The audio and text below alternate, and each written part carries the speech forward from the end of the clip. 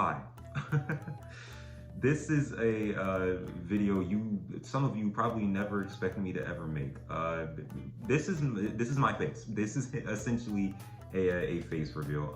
Welcome to my first ever face cam video ever. Well, yeah, it is ever actually. A lot of you have probably never seen what I look like. Well, there's at least one of you guys have seen what I look like. If you know who you are, you know who you are. What's up, man? How you doing?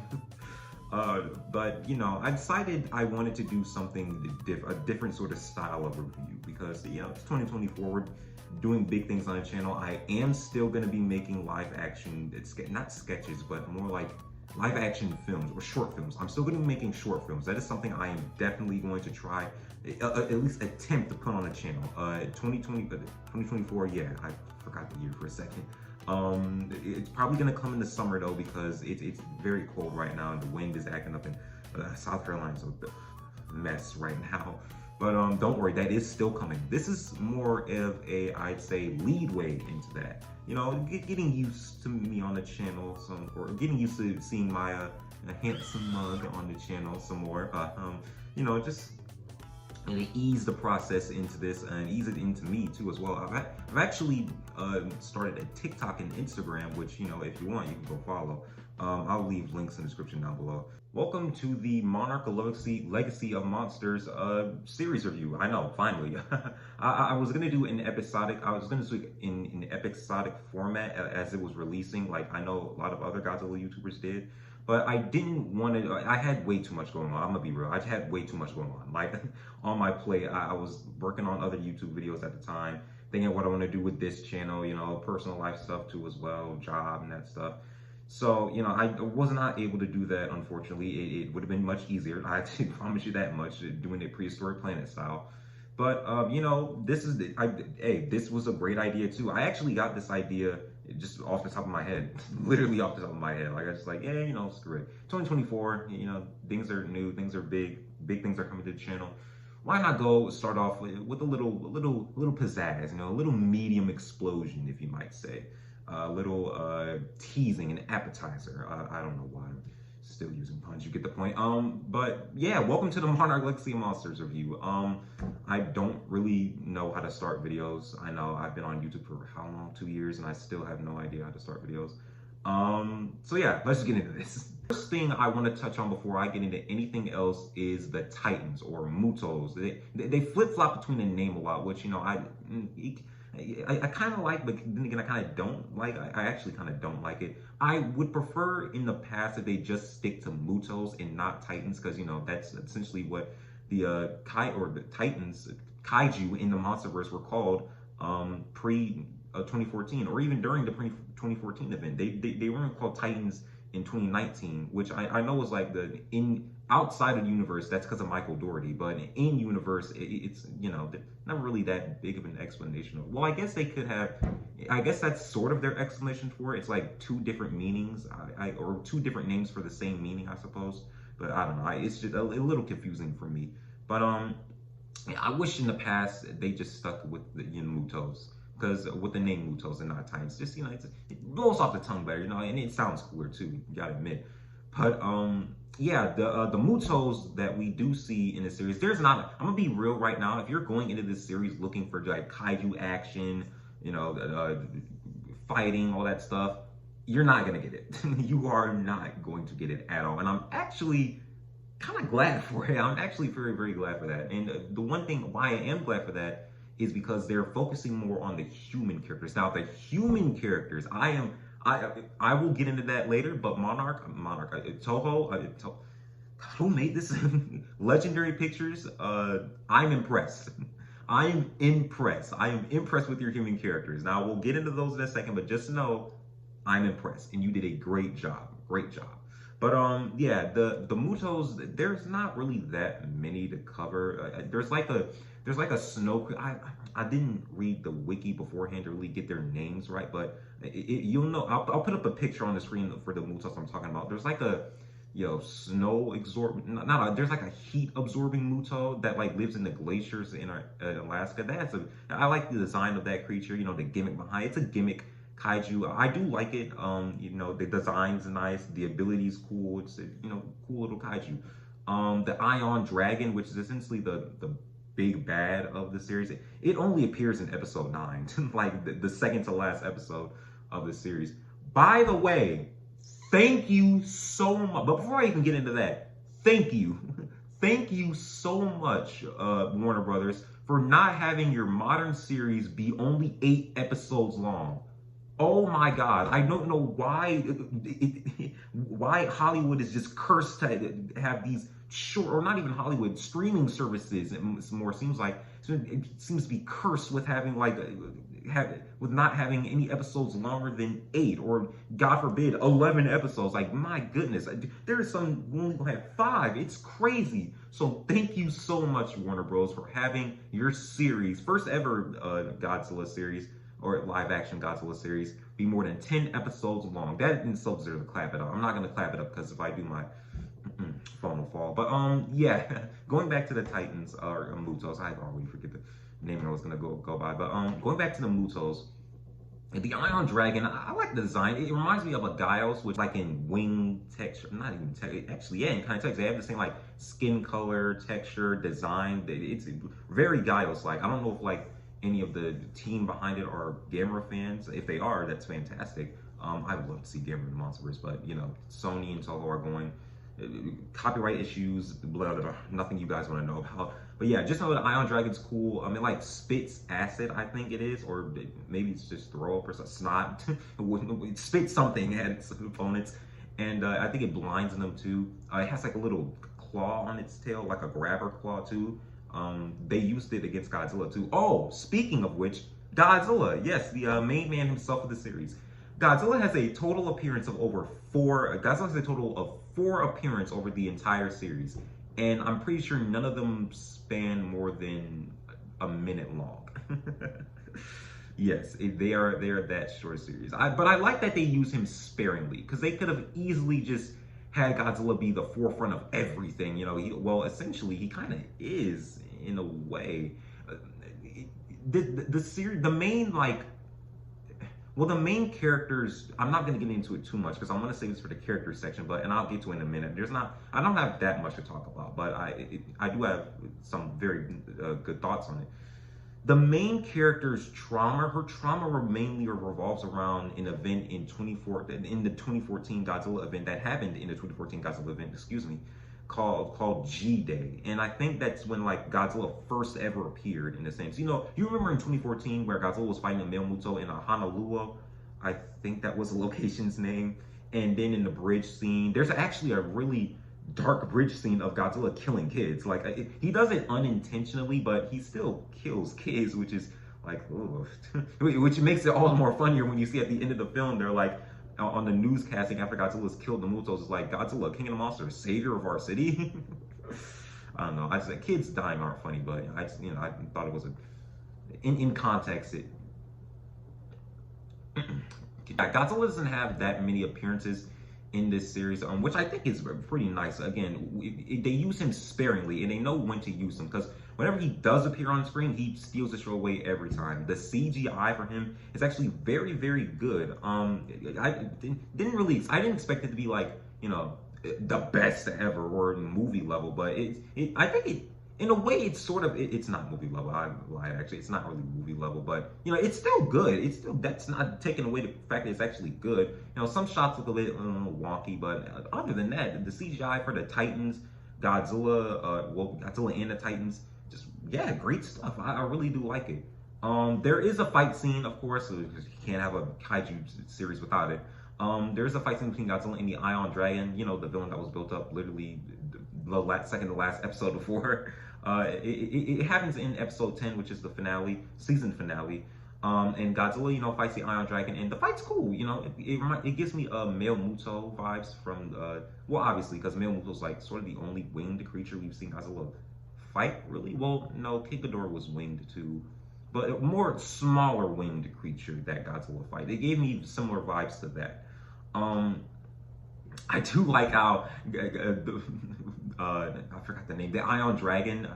How forgot it already? I just watched it. the Iron Dragon like spits in Godzilla's face, and his first reaction is to like hide his hand and swipe at it away. It's like, I love when they give Godzilla like, you know, there's a word for it, like human characteristics. There is a word for that, but my English teacher's gonna be pissed as fuck that I don't know it. But I do know that is a word for that. When you give like an object human characteristics, or an animal human characteristics. But yeah, I like when they give Godzilla a lot of personality. It is very nice, very nice. But Godzilla fucking demolishes the Iron Dragon. Like it's barely a fight.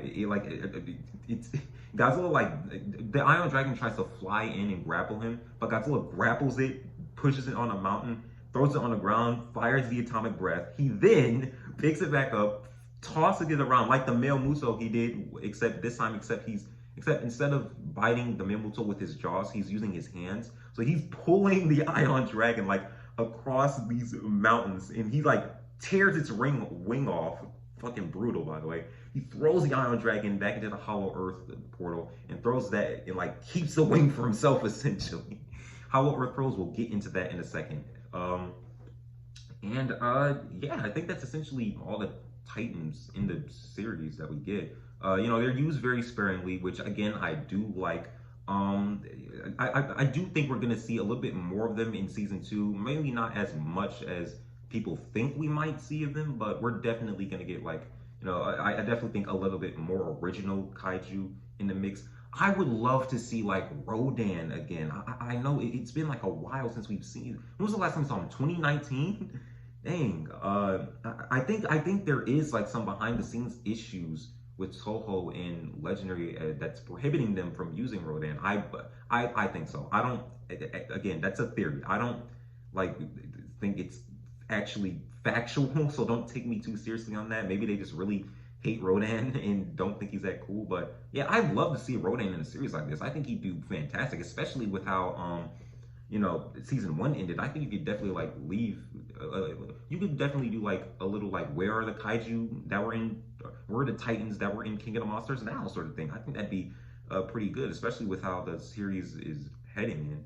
But yeah, that's the Titan section. All right, the setting. Now the setting is probably my least favorite part of the series. Not in the sense of like I hate the locations we're going, but like I kind of wish Legendary tapped into more to how society reacted and adapted to G-Day, because essentially in the Monsterverse they make it a big deal that like monsters exist. You know, these creatures that are beyond our expectations, that are beyond our wildest imaginations and expectations as well. You know, that we read in storybooks, draw on cave paintings. They're real. These almost eldritch-like beings that could destroy us at any second are just walking amongst us, and you know, the society doesn't know about it until G-Day 2014, and now they do. And I wish we delved into more like how just the humanity reacted to that. You know, maybe we got like, you know, some news broadcasters like arguing about should the Titans exist, or should they, or if they shouldn't. You know, maybe like, I don't know, interviewing random citizens, seeing about how like maybe there's some random people who had theories about if the Titans exist. Well, not specific theories like, you know, tinfoil theories, and you know, maybe because the Titans exist, this proves their tinfoil theory. You know, so just something that sounds a little wacky, but you know, just something to like, you know, freshen up the world building. You know, because we don't spend that much time really on the setting and how people have reacted to essentially what is the monsters existing. You know, because in real life we get like all types of stuff. You get people, you know, freaking out, someone accepting it, or just ignoring it exists entirely. And I feel like they missed the chance with delving into that in the actual series. I would have loved to see like more survivors of G-Day. That's what I've seen, or survivors of the bridge scene. Maybe Kate goes to like a therapy group, and you know, she's hearing all these other people's, you know, horrible stories about how, you know, destructive the Muto was, or Godzilla was, and it would give credence to why Mark Russell hated Godzilla so much, and you know, why Emma Russell wants to, you know, she holds so much value in maybe like trying to awaken Ghidorah, and maybe Emma Russell believes that like maybe it would give more credence to like two sides of the same coin, or two sides of the same coin to Emma Russell and Mark Russell, in the sense of they both have opposing ideologies. Well, not two sides of the same coin. The opposing ideologies. I'm sorry, of their mindsets. You know, Mark hates Godzilla because of all the destruction he caused, and having Kate in a therapy group, hearing everybody else's reactions to G-Day and how that affected their lives, how it destroyed them, how it, like, you know, ruined them or gave them trauma. It would have been great to hear that, and, you know, maybe give a little support to Mark's side, because, you know, maybe Godzilla's not really a good guy. Maybe he's just doing what he does unintentionally. Maybe he doesn't actually care about people. Maybe he's just more focused on keeping natural order, and if the humans get in the way, so be it. Because we see in Godzilla versus Kong, he's destroying things. He's destroying cities, not wiping out cities. Well, he's wiping out Apex facilities. I know, we understand why he's doing that, but there's still innocent people that he's potentially hurting and killing. So, you know, do the ends really justify the means on Godzilla's part? On the other hand, however, you can see how on Emma's side, where it's like, you know, Godzilla's doing what we have to do. And I think Godzilla is order. He's trying to have, he has, I'm fucking stutter. When I get really into something, I just like stutter, and it's, sorry about that. But Godzilla has a set order of what he needs to do. He knows what he needs to do, and we are in the way of that. Because, you know, the bombings, the nukes that we drop on him, the plan to lure him and the Mutos out and kill them, essentially, because we're in the way, essentially. And it would give credence to Emma's side of, you know, just stay out of the way. Or, you know, we've tried to ask you to stay out of the way, but you won't listen, and this is the only way to save our planet. Because the kaiju are they are destructive, but they're also beneficial in a way. Because we see in the series, and I'm pretty sure in King of the Monsters too, in the end credits, that, you know, they're breathing life back into the environment. I'm pretty sure Behemoths, there was an end title card of Behemoth in King of the Monsters, and it said like he's returning the natural Amazon back to what it was originally was. Like, he's saving the forest and all that stuff. I think there were other Titans that say they were, you know, changing the Earth for the better too. I can't remember off the top of my head, because it's been a while since I've seen King of the Monsters. But yeah, no, the Titans are very beneficial as well too. And there's so much potential with like the human characters in the MonsterVerse. So like to have like these essential gods just be amongst us and just not really care about us too much. Just let them handle their business and stay out of the way. But, you know, we're not going to, because when it's movie characters, you need action and plot. So movie characters getting in the way of things does that. But yeah, setting I'm a little disappointed on. Sorry, I went on a little huge tyrant, but, you know, setting I'm a little disappointed on, because I definitely think they could have done more with the premise, more with the idea. But I don't hate it. You know, they do have like a G-Day alert on the phone, and Monarch is saying they're testing G-Day alerts on that. So, you know, it's cool, I guess. But, you know, I just wish for a little bit more. Plot, I'm not really gonna dwell too much in the plot, because again, it's a whole series. You're gonna have to watch it for yourselves. I'm not recounting every episode by episode. Essential plot: Kate Randa.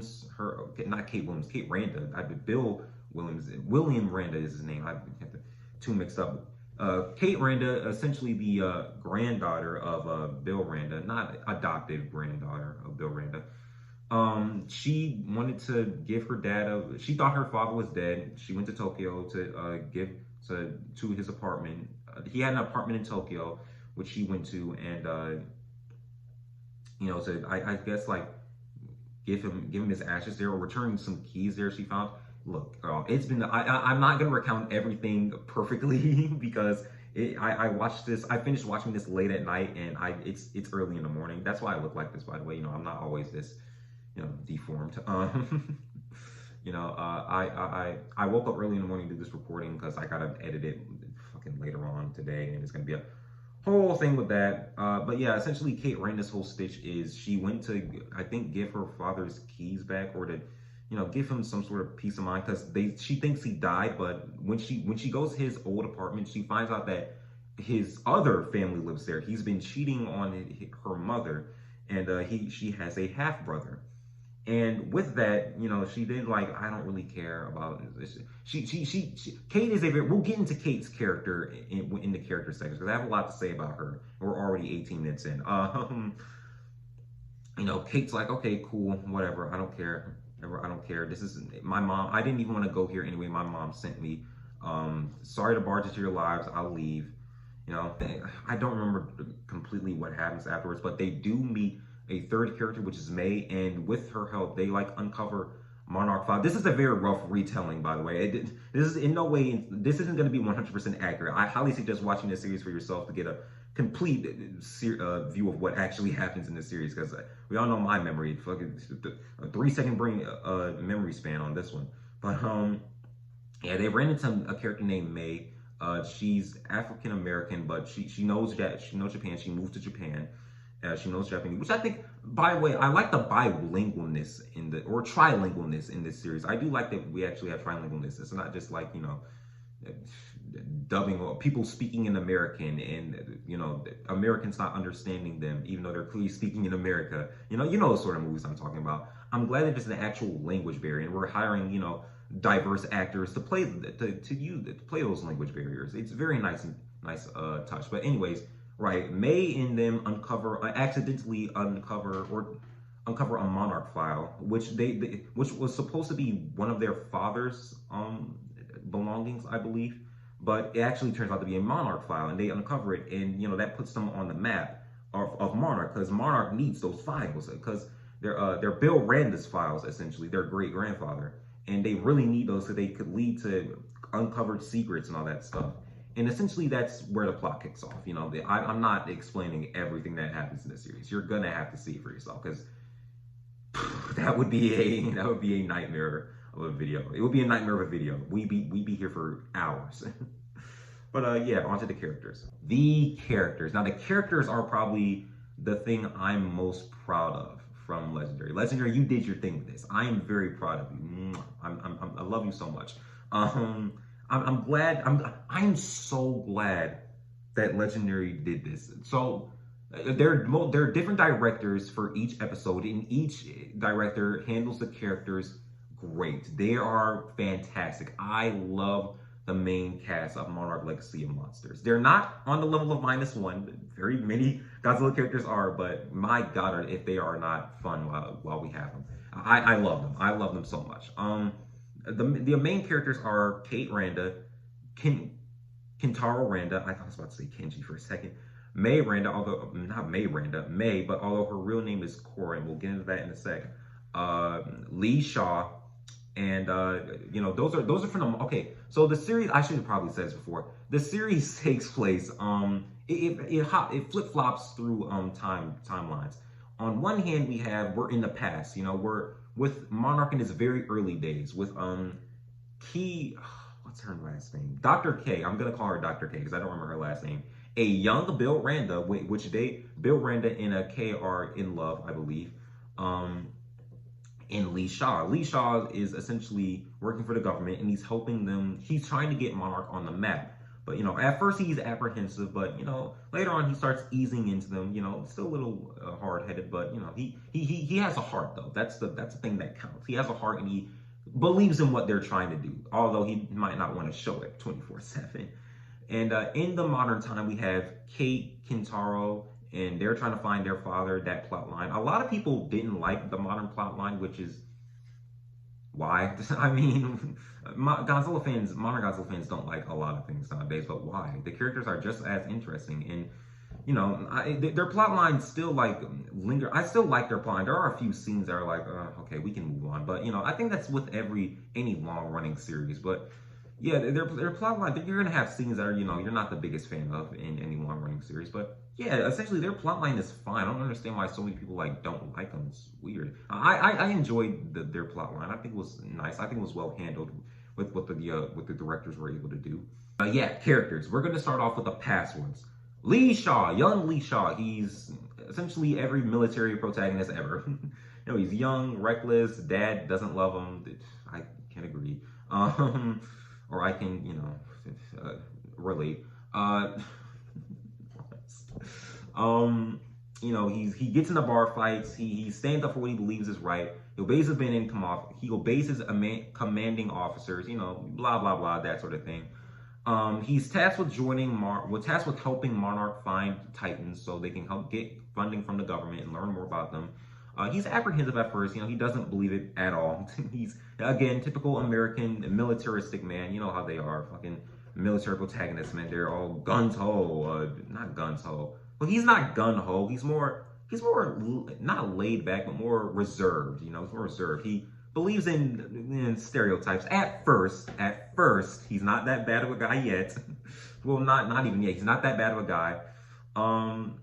He doesn't think Dr. K is a woman. Yada yada yada. Just standard military men stuff. But Young Shaw does open up more throughout the series. Throughout the past episodes, because he's starting to learn more with Monarch. He's believing in what they believe. He's trying to refund their searches.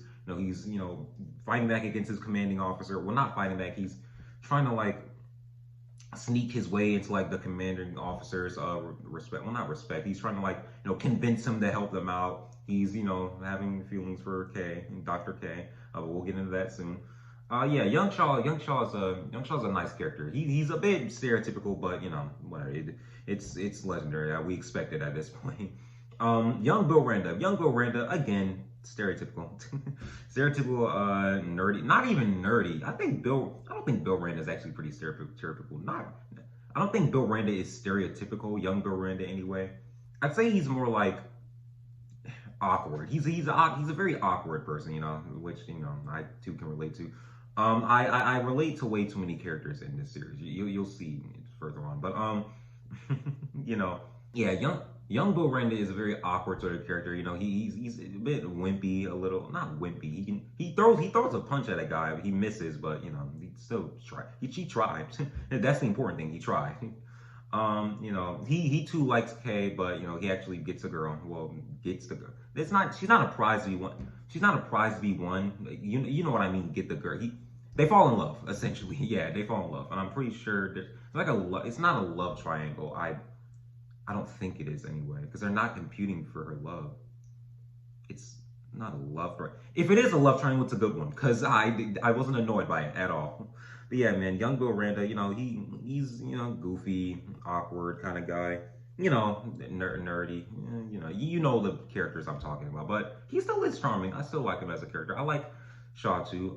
Dr. K. Dr. K is probably, I like her. I like her a lot. She's probably my favorite character in the past.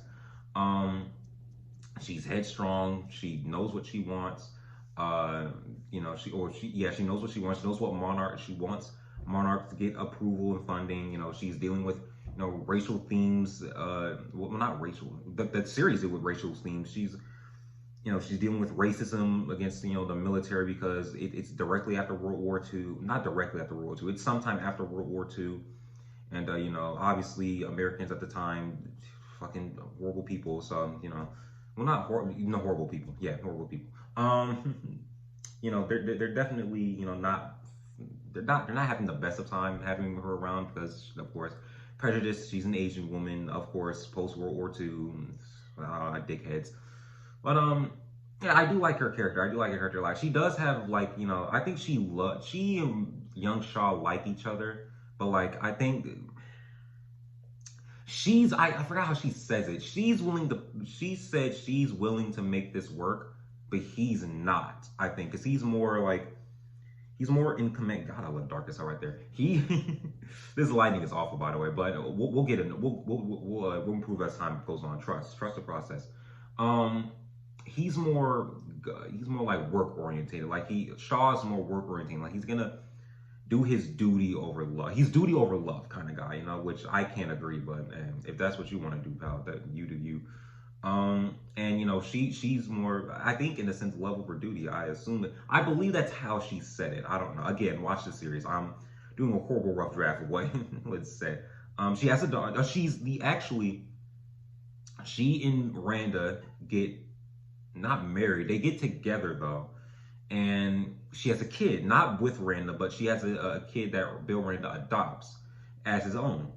And that's where Kate and Kintaro's bloodline comes from. They're Keiko's grandchildren, great grandchildren. And what happens is there was an expedition that we don't get to see, but I'm pretty sure we'll see in season two. Of There was an expedition that Team Monarch went on, past Team Monarch went on, and Keiko got sorry, excuse me, I had a switch roll for this.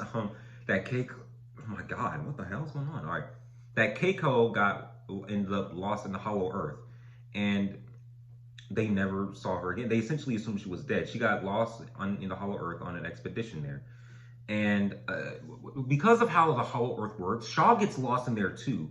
And this is, but it happens way after Keiko gets disappeared. It's for like a testing for like, Titan bait or something like that. I don't know. Again, please watch this series. I know, but like I don't know how to explain it that well. Please watch the series. See, I'm not gonna get that big of a favor by explaining it like this, but Keiko and Shaw get lost in the Hollow Earth, not at the same time. They get lost at different times. Um, Keiko gets lost for like 57 days. Shaw gets lost for like a week, I believe he said. Shaw ends up time in the Hollow Earth works differently. We get more Hollow Earth lore too, by the way. Hollow Earth works weird. It messes with like time, uh, paradox, space particles, yada yada yada. Time travel stuff. Not even time travel stuff. More like just time stuff. Time stuff is complicated. Time is an extremely complicated complex concept. But lost in there, and it's like they're gone for. It's the thing where you're gone for one day, but in the real world you're gone for like a year. That's what happens in for Keiko and Shaw. Shaw gets lost in there. I think the time he goes is like 1960. When he gets back, it's the 80s. So he gets lost in there for 20 years. Yeah, Bill Randa's already dead. He's already went to Skull Island. He's already got eaten by the skull crawler and all that stuff. Yeah. And, oh yeah, and it's nice to see like a young Bill Randa before his like not corruption, before his like before he got obsessed, before he got like obsessed with that sort of stuff. And we see how um his obsession affected Keiko and his essentially adopted son, Keiko's son, Hiro. He doesn't want Monarch. He's like he thinks it's a curse. By the way, I think he's the one who started like the whole curse business, the family curse. I think is what it was supposed to say, because how it destroyed his family. With him, Bill Randa, Lee Shaw, and his mother. So yeah, it's definitely understandable from his perspective why he believes this sort of stuff and why he essentially, I'm assuming, wants nothing to do. Well, not nothing to do with it. He wants like, yeah, well, kind of in a way, he wants. His motivations aren't really clear because like he Monarch is essentially the reason for why his kids, why his family got destroyed, but he's kind of working for them. It's a bit wonky. It's a bit wonky. But the point is, you understand where he's coming from, and you can definitely agree in some ways with him in a little bit. Yeah, it's nice seeing a young Bill Randa before he like went crazy. You know what I mean? Seeing how much of a approachable guy he was, a bit awkward but still approachable. A nice guy, funny, wisecrack. They crack a few jokes in this, and I did laugh at them.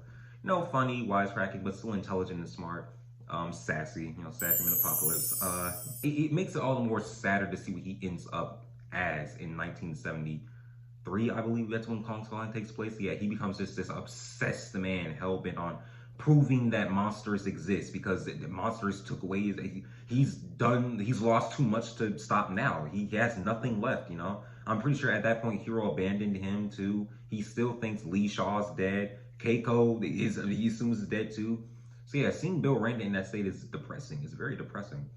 Lee Shaw, after Lee Shaw gets back from the Hollow Earth portal, he has like mental breakdowns. He's like super confused on everything that's happening. He doesn't know how he got there in 1980s. It's like the Chris Evans Captain America New York scene where he's panning around looking at everything.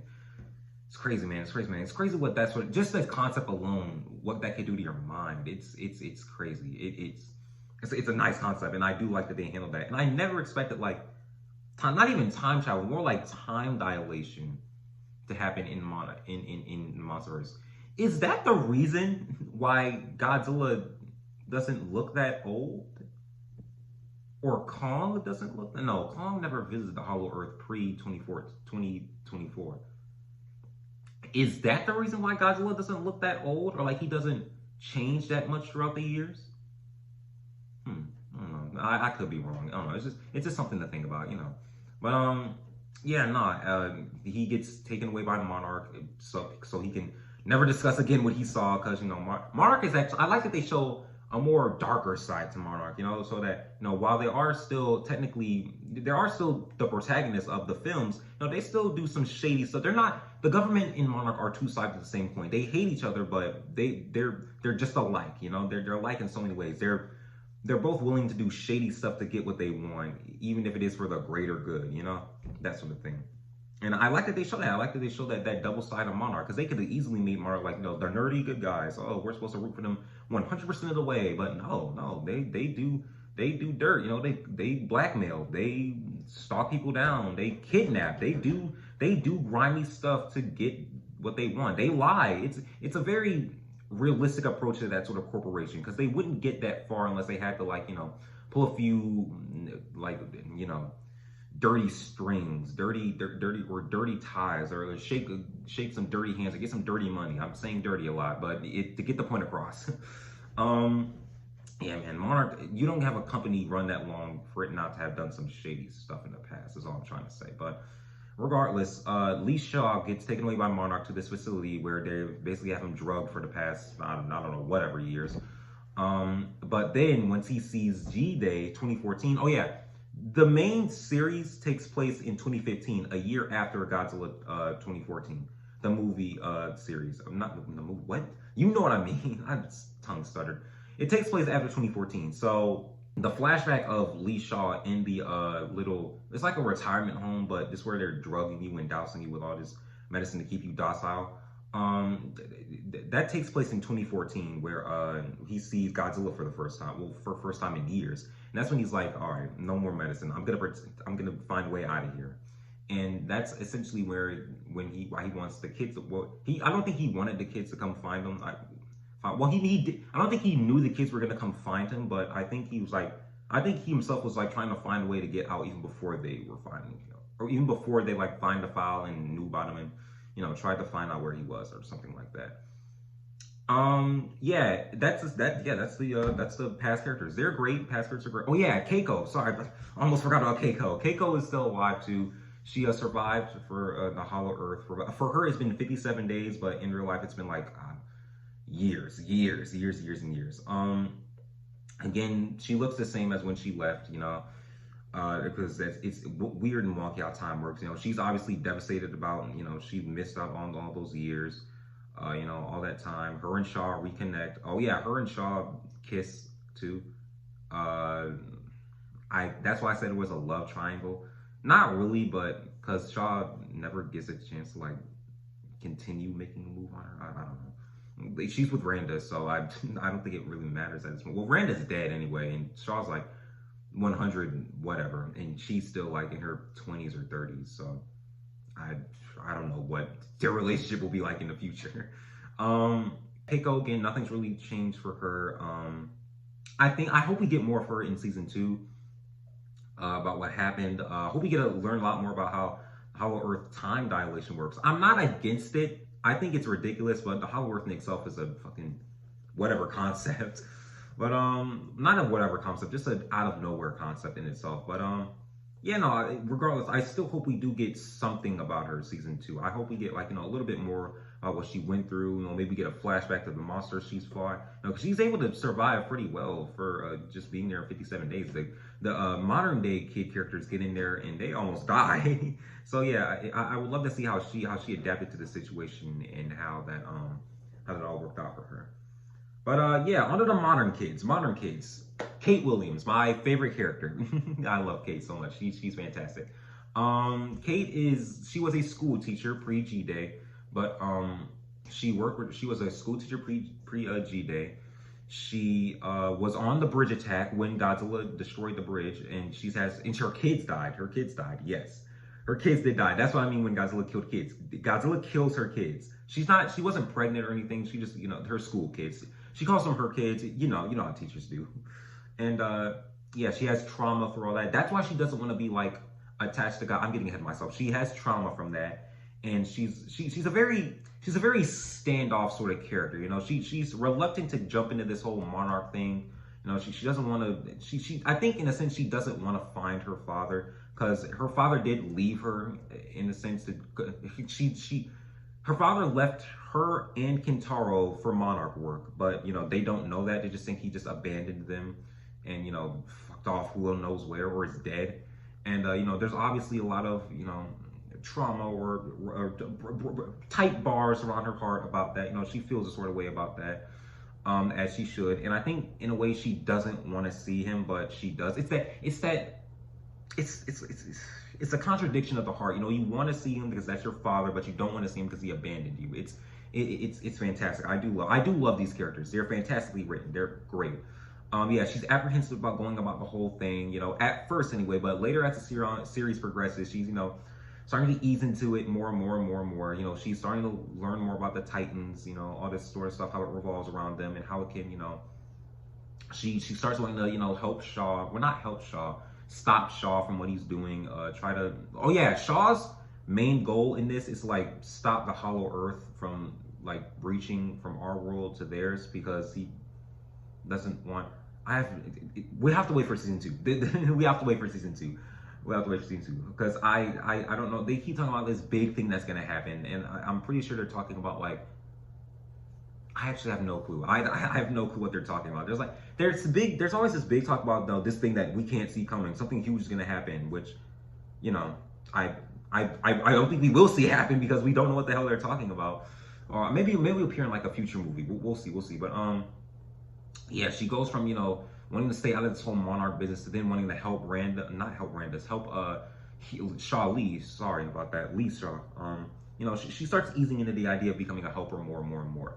And we see that she still has those teacherly instincts in her. You know, she helps May when she's hurt. You know, she talks to Kentaro like that. You know, she tries to confide in Lee Shaw. You know, so she's still deep down a good person, but she's just jaded. You know, she's a very jaded figure. You know, she's hurt. She's you know, her mother. She has a lot of grievance with her mother too, because her mother, in a way, essentially pushed her to Tokyo to go find out the truth for herself, to go see, you know, if her father, to go to her father's Tokyo apartment. You know, she find, and you can understand where she's coming from too, because she just found out that her father was essentially cheating on her mother, and she has an entire brother that she never knew about. So it's very easy to see where she comes from in this situation. So you know why she's like this. You know, you understand her motivations better. Understand why she's so like jaded and all that sort of thing. So yeah, she's definitely my favorite character too. Also, let's go lesbians. She is a lesbo. Let's go lesbians.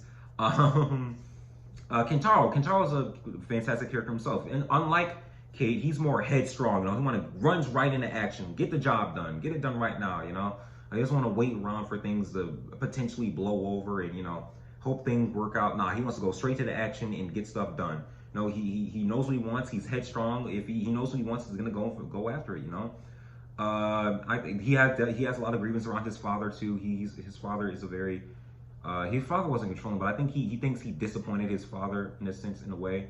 You know, he sort of holds. He's a very outspoken. I'll say. You know, he says what's on his mind. Doesn't think about it twice, even though the repercussions it might cause. Yeah, he's a very outspoken sort of character, and he's, you know, running into danger. Like I said, like that. His relationship with his father he's more like, I don't know how to describe it. He's like.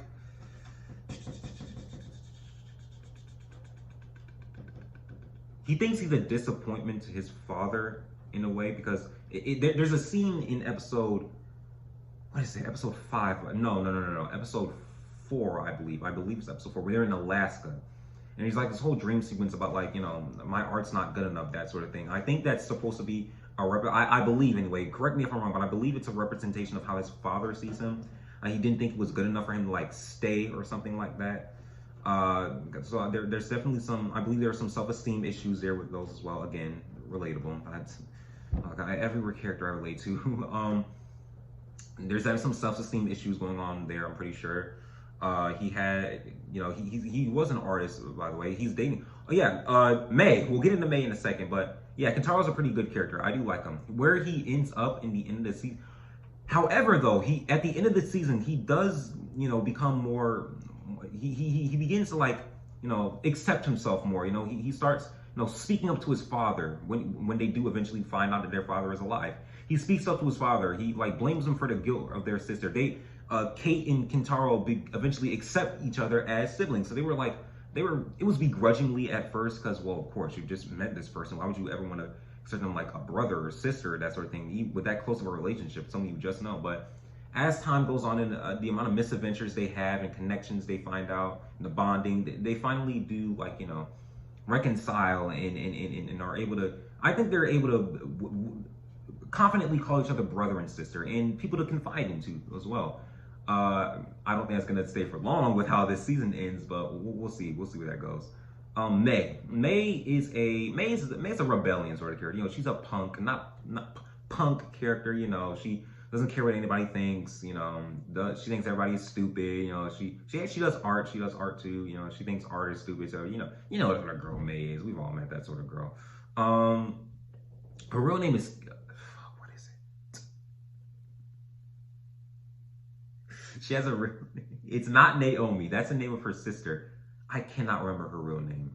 I can't. Again, I'm so sorry. I watched this late at night, and I'm just hopped onto this recording.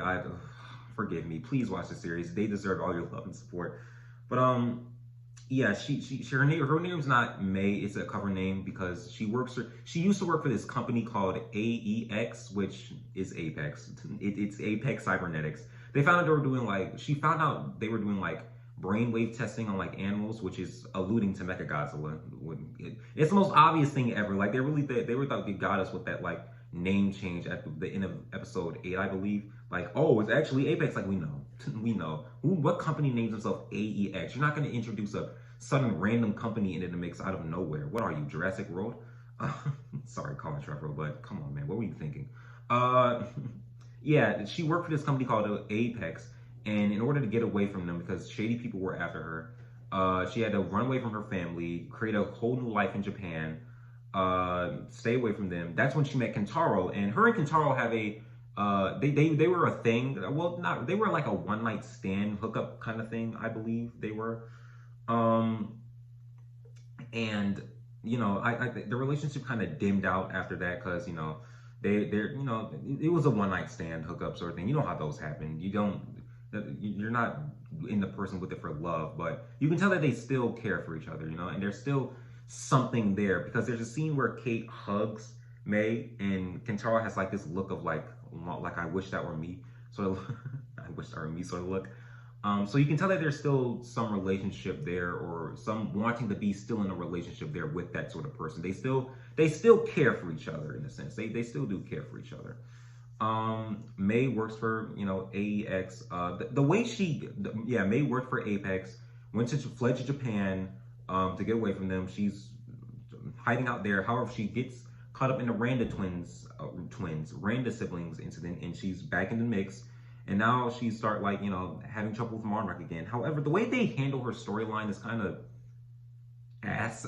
Like her storyline ends in a really anticlimactic way. They say Monarch cut a deal with Apex where she won't be like hounded after anymore and she can see her family again, because they were originally keeping her from seeing her family, but now they're fine and she's willing to go back with them.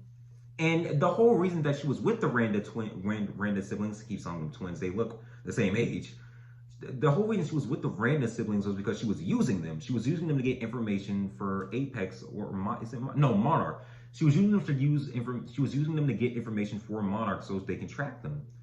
And she really didn't give it. She even says herself, "I don't give a shit. I don't care about your family drama, all that stuff. Not at all." Now she could have been lying, but we don't know that. We don't know that. The Randa twins don't know. The Randa siblings don't know that. The guy helping the Randa siblings don't know that. Oh yeah, that what's his name? Tim. Yeah, Tim's an okay character. He's okay. They're trying to do the goofy thing. It didn't really work with the black guy from Godzilla X Kong, but Godzilla versus Kong, and it doesn't work here either. So Tim's just there.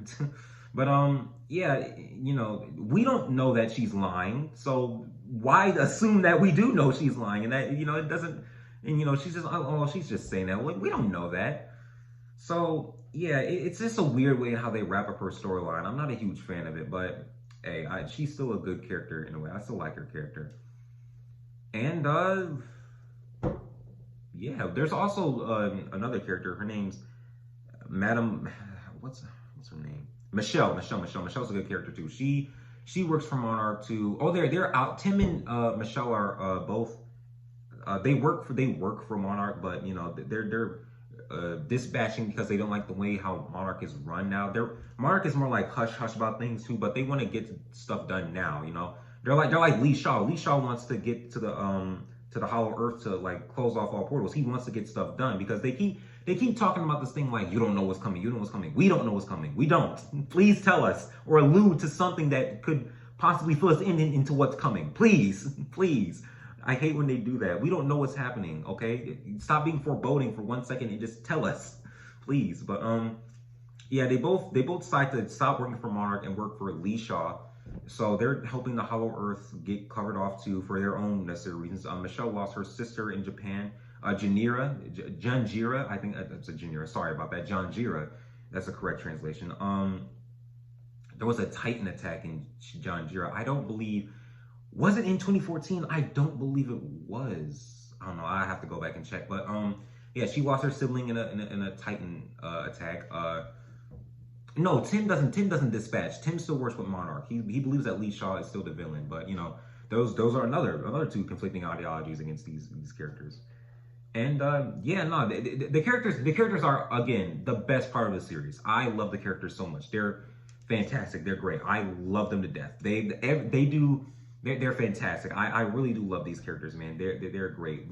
Legendary Pictures, you did a fantastic job. Big thumbs up to you, buddy, pal, sisters, everyone who worked on this series. You did a fantastic job writing these characters. And yeah, that's really all there is to talk about Monarch Legacy of Monsters Season 1. This was a fantastic Season 1. I'm really proud with how the series went. I'm glad that we decided to that they decided to make a series format, and I'm glad they decided to make it not monster heavy too as well. That was a fantastic decision on their part. Big ups to everybody who was a part of that decision. The acting was fantastic, CGI great. The setting leaves a little to be desired, but you know I hope they can improve upon that in Season 2 whenever Season 2 comes out. Cast 10 out of 10, fantastic. I enjoyed everything about it. And yeah, that's really it for all this video. Face review. Let me know what you guys think in the comments down below. Do you like this style of format of reviews? Would you like to see more of them? Live action stuff is coming, I promise. Just gotta wait. Bear with me for a second. I'll get there, I promise. Yeah, that's the end of this video. Hopefully you guys enjoyed. If you did, leave a like, subscribe. Sorry, excuse me. Tell me what you guys thought below. What were your thoughts on Monarch Legacy of Monsters Season 1? Did you enjoy it? Did you hate it? Did you think it was okay? Did you love it to death? Did you despise it with all your existence? Hey, I want to know. Thank you all so much for watching. If you enjoyed, leave a like, subscribe, and until next time, I will see you all in the next video. Peace.